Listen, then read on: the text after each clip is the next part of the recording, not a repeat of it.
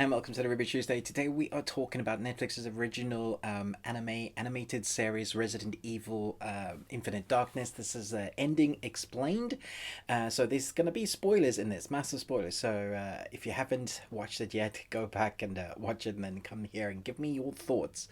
I would like to ask you a question. Which is your favorite iteration of the Resident Evil universe? Because we have so much now between the games, live action films, and the obviously the animated films or the CGI films. Which is your favorite one? Which did you just like hold up there as the best? The best. I'd love to know in the comments. But for now, let's jump in. The end of episode 4 of Resident Evil Infinite Darkness. We see Wilson, who wanted to trick America into infecting the world with a deadly pathogen so that he can then mass produce an inoculation boosters and sell them for a huge profit. His scheme ultimately failed when one of his genetic experiments tracks him down for revenge and wrecks the lab. In the ensuing carnage, he is bitten, and that is the last we see of him for the moment. Obviously, we have the big boss fight, which I liked and didn't like. I thought the whole series really kind of centered around one main character who we know and love. I thought his character was fine, and the photorealism of the series looked great for the most part, although for the most part you knew you were watching photorealistic. It didn't look so real that you were like, oh, that looks so real. There were moments where I saw hand shots and I thought, yeah, that looks fantastic.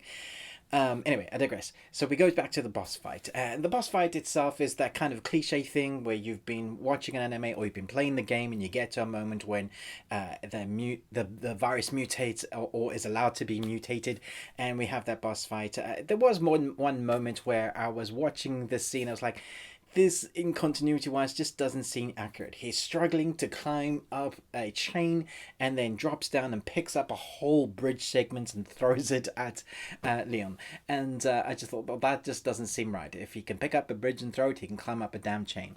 Anyway, that was one annoying bit. And I felt like that throughout the 4 episodes. There was a lot of exposition between the politics of it, a lot of talky talk, and when the action was there, it was excellent, very vibrant and creative in the use of the world that they've already established between the games and the films. They're using creature creations like with the rats, which I thought was fantastic. Really great episode on the sub. We get to that little end sequence where we again see the guy behind everything. He is suffering. He needs an injection. He needs one of those injection inhibitors.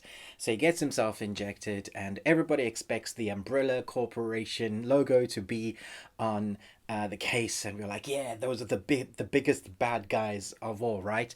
Except it's Tricell, and now you might be scratching your head and be like, who is Tricell, and why isn't it Umbrella? I was totally expecting this world to be enveloped now in the Umbrella Corporation.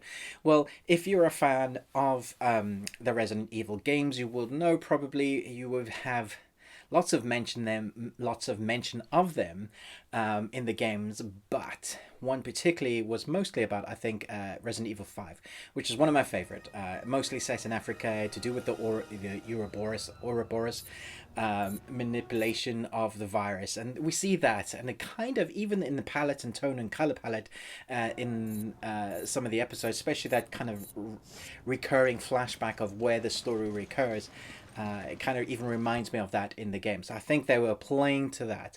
And so we get that little tidbit at the end with Tricell. We know they're going to come back. I believe it was mentioned again, Tricell, in another game called Resident Evil Revelations 2. They were talked about that. But other than that, Tricell was supposedly being killed off. But this story is set between 4 and 5. So there's space there. Resident Evil 4. There's space there to have more stories and kind of lead up to 5 maybe, or run along in conjunction with 5. And so if you're wondering who Tricell are, that's where they are. They're firmly established in the lore. They're like the bad guys to the Umbrella Corporation. They don't like each other. They don't work with each other. And you might be thinking, well, there is a live action series coming, Resident Evil. This is in a different universe. It's set apart from this, so that's not going to continue with that. Unfortunately, I would have liked to see what they've done with that. Let me know in the comments below what you thought of these 4 episodes. Were you disappointed it was only 4? Netflix seems to do this thing when they're not too sure of how it's going to go. They did that recently with Castlevania. That started at 4, went to 6, 8, and 10. So hopefully we get more seasons and more episodes. I liked what they did with it. I could do less less with the kind of politics behind it, get more into the character traits, and make us like the characters. So then when we get the zombie violence or the mutations of the virus, we care. I really like the gore. I thought that's where this stood out. The creature creations, and obviously Leon. I thought it was great to see him. And they're obviously gone for that storyline. So let me know what you thought about this in the comments below. Thanks so much for watching, but most of all, until next time, remember, live long and Tuesday.